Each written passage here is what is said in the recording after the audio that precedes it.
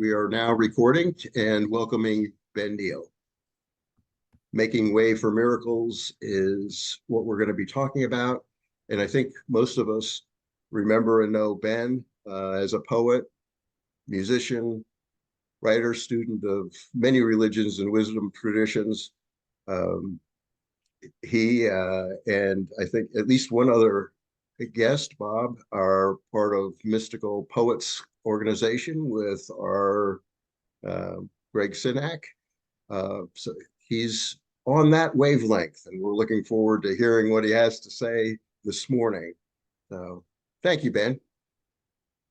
Take it away.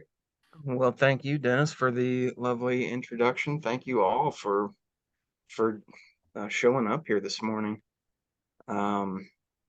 It's really good to be with you. My talk today actually started from my yearly rewatch of some of my favorite Christmas movies. And this one in particular is Scrooged. Any Scrooged fans in the house today? Bill Murray fans, you guys know this movie, right? Absolute classic. And there's a scene, at the end, the big monologue that brings it home when he interrupts the live broadcast to go on this rant about the meaning of Christmas. And I'm just going to paraphrase here, but he says, I get it now. If you give, then the miracle can happen to you. And when it happens, you'll want it to happen again tomorrow. You'll get greedy for it. You'll want it to happen every day. And I was watching that movie, and that line just really reached out and grabbed me. And in fact, I almost called this talk Greedy for the Miracle. But in the end, I thought that sounded maybe a little bit too much like clickbait. But I do kind of like that phrase because that is the kind of greed that we need.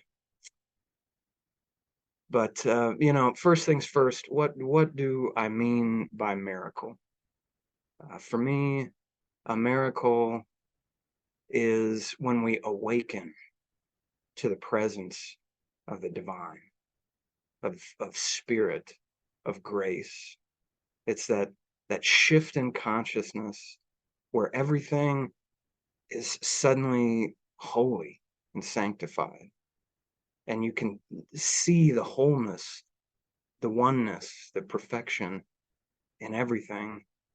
It fills you with a sense of awe and wonder and gratitude.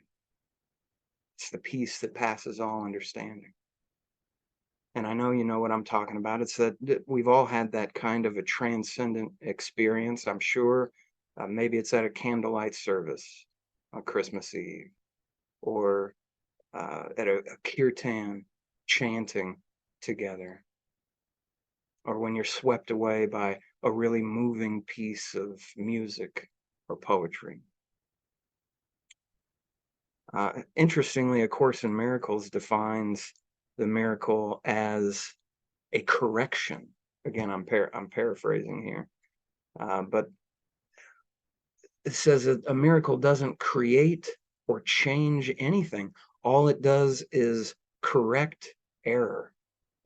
It looks on falsehood and reminds the mind that what it sees is not real. You can look through the appearances and get a glimpse of this divine order and intelligence, the synchronicity of all creation. And even if it's just for a moment, you know that all is well with the world. All is well with my soul. That's the miracle.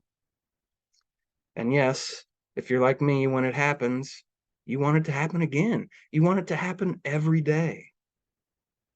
So why doesn't it? Why doesn't it? In our society, in our day-to-day lives, often it seems like the miracle is the rarest, most hidden of treasures. It's like a tiny little candle flame in the darkness. It can be very hard to keep that candle lit. Now, actually, I've gotten pretty good at lighting that candle when I sit down to meditate. I've been practicing that for quite some time. If you give me a comfortable chair and a quiet room, you know, inner peace, here I come, baby. But put me in Costco on a holiday weekend when the thing that I came for is already sold out and the checkout line stretches halfway back across the store, you might see a different side of me. So, what is that difference? I know that God is with me just as much there in Costco as on the meditation cushion. The difference, of course, is my state of consciousness. I'm not in the miracle state of mind. And actually, I wanted to share a little story that happened to me while I was writing this talk. I was driving home. I can't recall now whether it was from work or a shopping trip, but I'm heading home to let my dogs out. And one of my little dogs, Lady, she's had this bladder issue the last couple weeks. It's causing her a lot of discomfort. She's making a mess all over the house. I'm really worried about her. I'm in a hurry to get home, make sure I can let her out. And as sometimes happens, I get stuck behind these two cars going way under the speed limit. One of these guys is weaving, probably on his phone. I can't get around them, and I feel that pressure building. You know, I'm about to snap. In any other day, I would probably be listening to NPR on the radio or playing music or whatever, and I probably would snap and call this guy an idiot and lots more colorful names than that. But as it happens today, I'm driving down the road and I'm working on this talk. I have the radio off. I'm going over these ideas. I'm playing with words. I'm riffing. And so when I feel that pressure rise and I'm about to start pounding the steering wheel, I notice it. I catch what's happening. And I and I can't help but laugh at the absurdity of this. Here I am, I'm talking to myself about peace and love and being present in the moment, and I'm about to lose it on some stranger in front of me in traffic. Um, but in that moment, I'm able to see it, let it go, take my foot off the gas, just cruise. I'm able to make that shift in my mind. I realize no amount of anger, stress, frustration, anything is going to get me home any quicker. It doesn't make any difference. So I let it go. And I think that is the first step in making way for the miracle, is just getting out of our heads.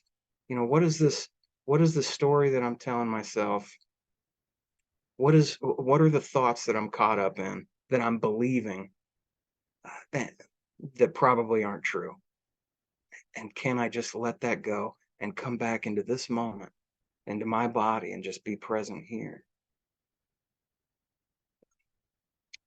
Being stuck in traffic, for me, perfectly encapsulates the urge to be somewhere other than here. You know what I mean? And really, we go through life like that, don't we? More or less. No matter where we are, we're thinking about how we want to be somewhere else. And no matter how good we have it, the grass is always greener on the other side. It's our mind is just drawn to focus on what we don't have, on what is missing, on what is imperfect, what needs fixing, in ourselves most of all. I don't know, that maybe that's just me. But that state of mind keeps us, so we can never be content. We can never have enough. We're never fully here and now, And in that state of mind, you can't access the miracle. I find it particularly relevant at this time of year, the start of the new year. 2023 has come and gone much faster than we would like. And we are heading into 2024 and wondering, what it holds for us. And, we ask ourselves, what do I want? What do I want to do or accomplish? We make resolutions. We set lofty goals. And if you're anything like me, you've already slipped up a few times, But you get back up on the horse. Of course, I want to do better this year. I want to be better. I want to eat better, lose weight, drink less, exercise more. Maybe this is the year I finally finish my degree, or I start a business, finish my book. But we have to be careful here. Sometimes if you look closely at what's going on, and if I'm really honest with myself, actually I'm just telling a story.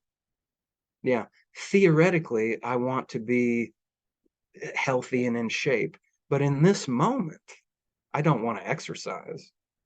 In this moment I don't want to have salad for lunch. Yes, hypothetically I would love to be a published author. I would love to run my own business someday.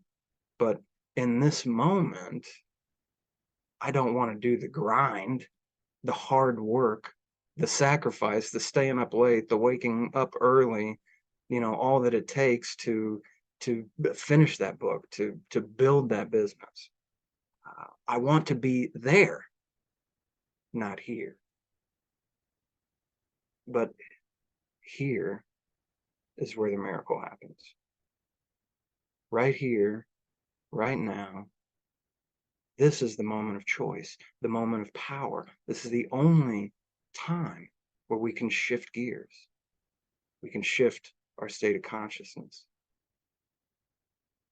In this moment, I can choose the salad. I can choose to exercise. I can choose to do the work. Otherwise, all my goals and resolutions are just a story that I'm telling myself, an image, an oasis that I'm chasing. It's just more mental noise, really, that muddies the waters. And of course, all these resolutions that I'm talking about are also all about me and what I want for my life. And I would be doing the miracle and the movie Scrooged a grave disservice if I only talked about me, me, me.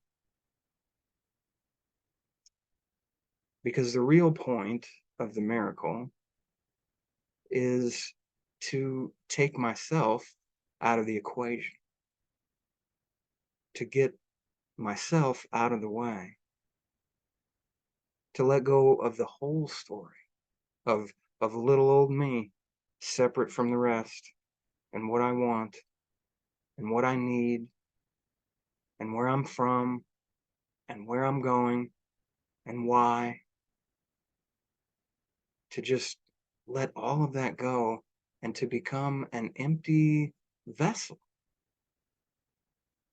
and let something else come through, to let the miracle come through, to let my other self come through, the great self that we all share.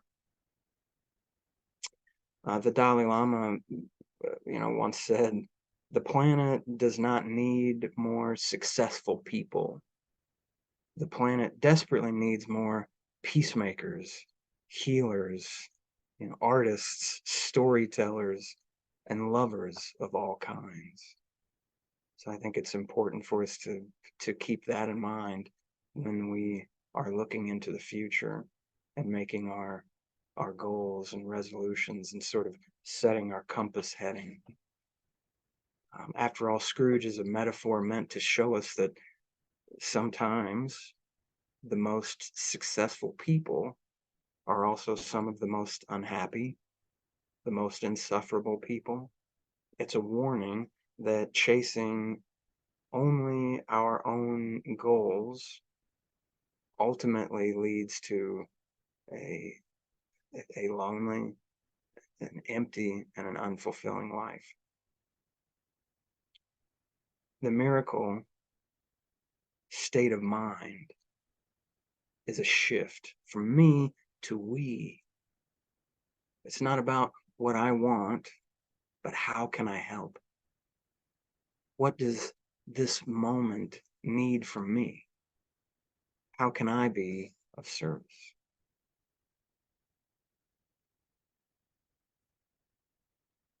I want to tell you another story about a fellow that came into my office not too long ago. And first, I really need to give you a little bit of context. I live and work near the stadiums on the east side of Kansas City, Independence, along 40 Highway, and my office is just off Nolan Road. There's a lot of there's just a convergence of 30 years of economic change and decay. There's a lot of cheap motels and bus stops, and and there's a lot of homelessness and poverty and need that you see in this part of town every single day. Not a day goes by that you don't see people pushing all of their worldly possessions down the street in a shopping cart, or sitting on the corner holding a cardboard sign, you know. So a couple weeks ago, this old man walks into my office at work, and this is not the first person to come in off the street, but this guy walks in and he says, do you guys have any work that I could do? Is there any way that I could, earn $20 to get a hot meal? And it's just me and another fella there in the office, and we kind of look at each other, and it's like, no, I'm sorry, we don't really have any work to do. Don't really have any cash to pay you, even if there was. And he begged and he pleaded for a while, but ultimately he turned around and walked back out into the cold. But the thing was, I did have cash. I had a $20 bill in my pocket.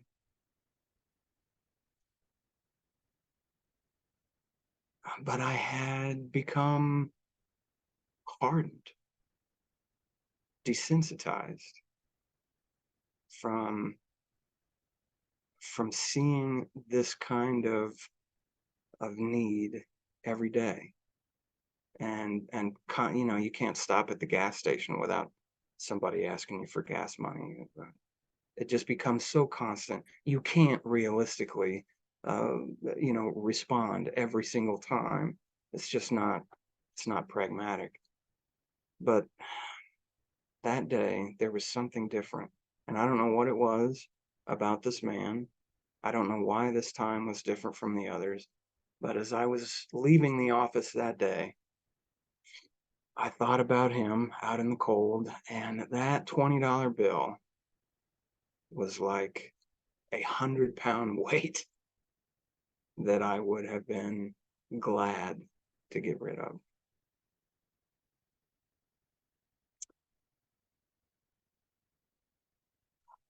And what this brings up for me is another useful teaching from A Course in Miracles. They talk about, this is a direct quote: when you meet anyone, remember that it is a holy encounter. As you see them, you will see yourself. As you treat them, you will treat yourself.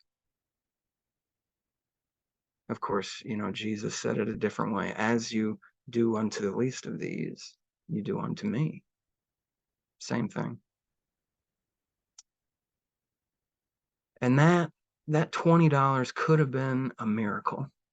It could have been, but I withheld it from myself, from you, from all of us, because there are no others. I am you, and you are me, and we are all together. Goo goo gachoo. The world is much like a mirror. When I am angry at myself, disappointed in myself, I project that out onto the world around me. Then I'm losing my patience with my family. I'm not showing up as my best self.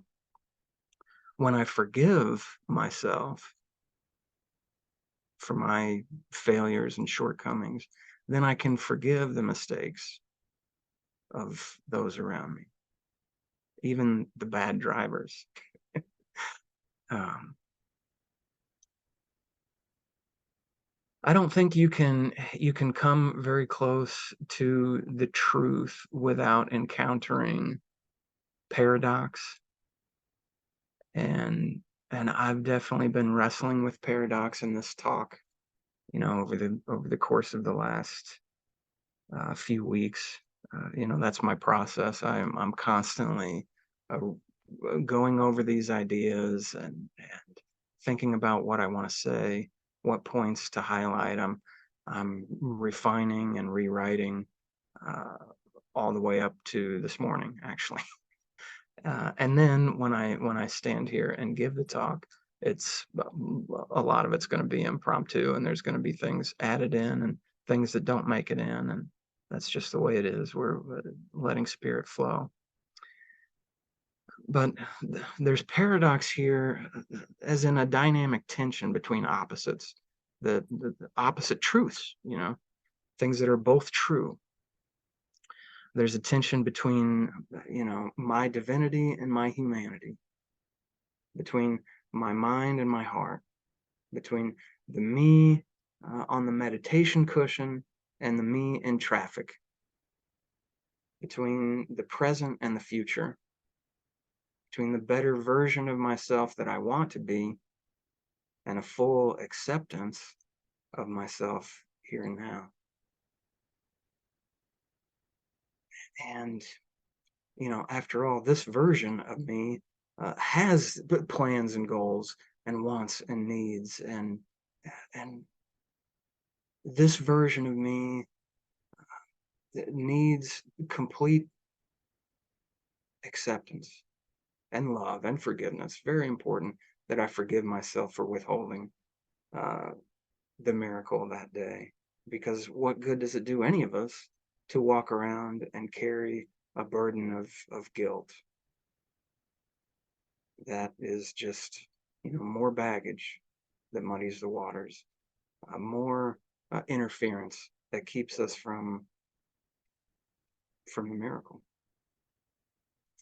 There's also a tension that I'm wrestling with here between what I want for myself and my life and what the world needs, because I really do think that any honest, thoughtful person, looking around at what's going on in our country and our world ought to be concerned. It is probably time for those of us with the means and the freedom to do so to get organized and take action and do some course correction. I think there are a lot more important things than me getting in shape.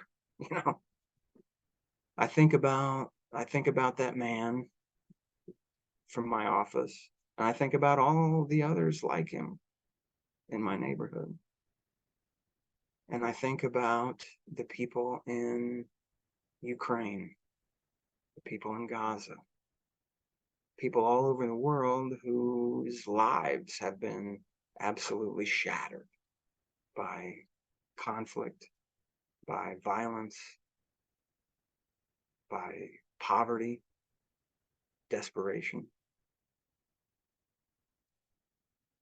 And I think, well, what does it matter if I lose 20 pounds? What does it matter if I publish my book? What's the use? But see, here again, I've gone and I've told myself a story. The key word is think. I'm in my head. I'm believing a story about a troubled world full of suffering and injustice. And I'm just one person, little old me. What can I do to make a difference in the face of all this? To make way for the miracle, we have to leave that story behind.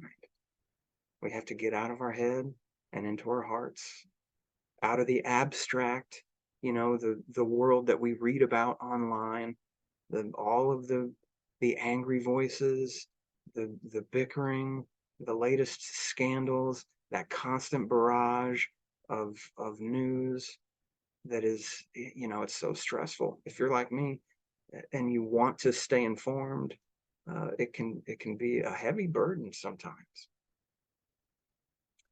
But the miracle state of mind involves laying that burden down, get out of the abstract and into the here and now. In this moment, what can I give? In this moment, what can I do? I'm sure most of you have heard this saying, everybody wants to save the earth, but nobody wants to help mom with the dishes. you know,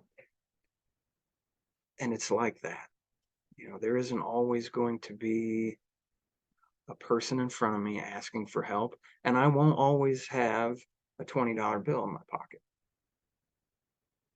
But in this moment, what can I do? What can I give? It might be a song or a poem. It might be a smile or a kind word, or helping a stranger change their tire, or helping a neighbor shovel snow. But I remember all the times in my life when, a kind word or a helping hand from a stranger has made a world of difference for me. We can't possibly know all of the ripples, the butterfly effect from even the smallest gesture of kindness and love in this world. We don't know what difference it makes. I think about all of the times that a book or a song or a poem has reached out and touched me and showed me that I'm not alone, that have literally changed my life. And I remember, yes, it does matter. It does matter that each of us give our gift, whatever that is, that each of us tries our best to show up as our best selves. When we do that, we set an example. We shine a light for our children, for our family, our friends, neighbors, co-workers. And I think that there's only one way that we can build that better world that we all long for, and that is one little brick at a time. Just one moment at a time where we tune in to that miracle state of mind, where we meet each other and remember that it's a holy encounter, that I am meeting my own self, none other. And to just give that gift of love and forgiveness. Sometimes there's nothing physically, nothing concrete that you can do to help someone else. I mean, gosh, we've all been in that situation, right? Where someone is grieving or, and there's nothing you can do, nothing you can say. They've heard all the cliches and the platitudes, but you can sit with them. You can be present. You can You can bear witness to their feelings, to their struggle, and you can see the truth. You can see the divine in them. You can give that gift of the miracle. Here we are, together. And I think that it's very important that we not lose sight of that duty, really. It's a sacred duty and responsibility that we have to help each other, encourage each other, because it can be hard to light that candle. And sometimes somebody else has to come along that they have their candle lit and they're able to pass that on, pass that flame on to us and help us remember our light, the truth of who we are. You know, I don't have to solve all the problems, you know, end world hunger, bring about world peace. That is bigger than me. But where I've landed with this talk is I'll be damned if I'm going to die with my gift not given, my song not sung, and that $20 bill still in my pocket. So this year, you know, maybe you'll join me in adding a few things to the usual list of New Year's resolutions.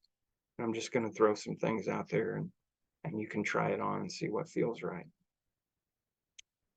You know, how about I want to deepen my prayer life, my meditation practice. I want to deepen my creative practice, whatever that is, my art, my music, cooking, whatever I do as a gift to others and as a mode of self-expression. I want to give more, volunteer more. I want to be of service to my community. I want to be more present, awake, and engaged in this moment. I want to see the best in people. I want to focus on our shared humanity and divinity. And then, yes, maybe once in a while, choose salad.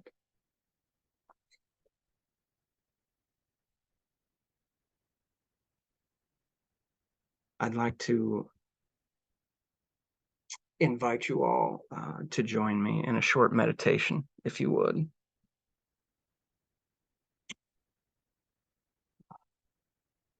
Just close your eyes and get comfortable, whatever that looks like for you. You cross your legs, if that's your style, or just let your feet rest on the ground. Feel yourself supported by the chair, by the ground, by the universe. Remember that we are children of the universe, that we belong here just as much as the trees and the grass, that we are lovingly supported every moment of our lives.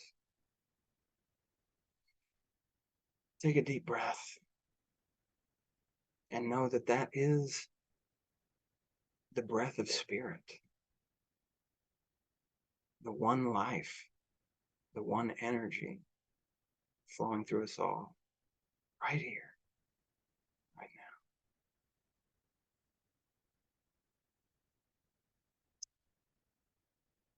Take a moment to notice any source of tension or discomfort in your body.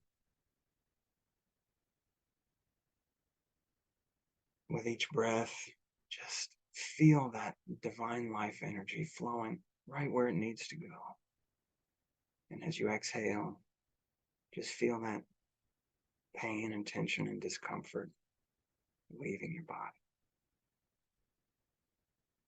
And so every breath, you're sinking deeper and deeper into a state of just total relaxation and presence,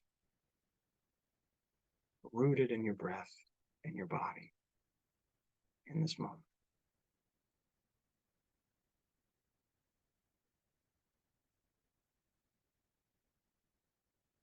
Remember that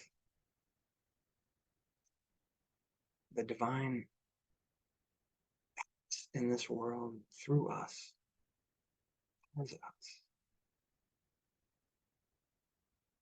The divine intelligence, the divine wisdom, divine courage is here, inside, accessible to each and every one. And all we have to do to make way for the miracle is let go, get out of the way. Just let spirit move in us.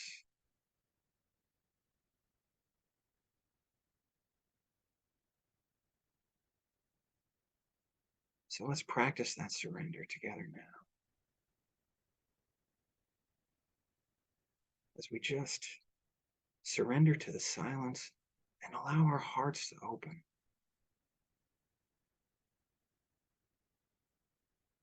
Allow divine love to flow in us, through us, as us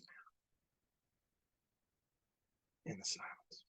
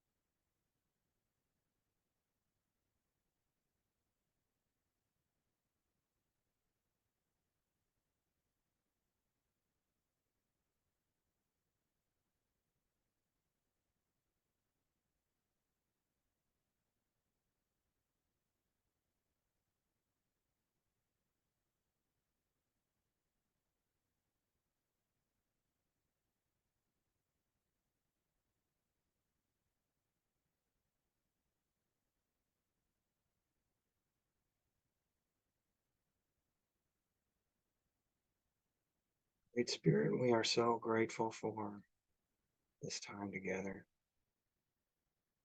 to share and connect, to experience the miracle.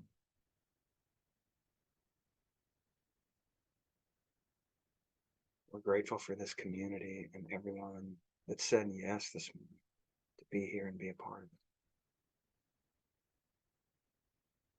And we are grateful for the opportunity to go forth today with a new sense of purpose.